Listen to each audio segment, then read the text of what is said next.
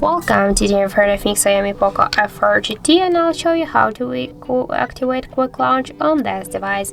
So now by double tap to power key we can see that we have no any features here.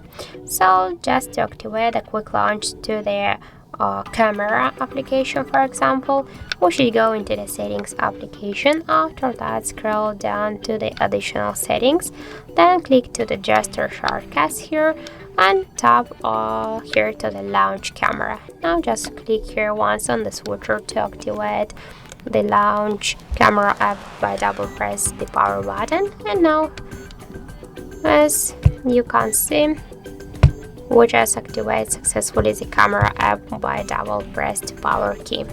So that's it. Thank you for watching, and if you found this video helpful, don't forget to leave a like, comment and to subscribe our channel.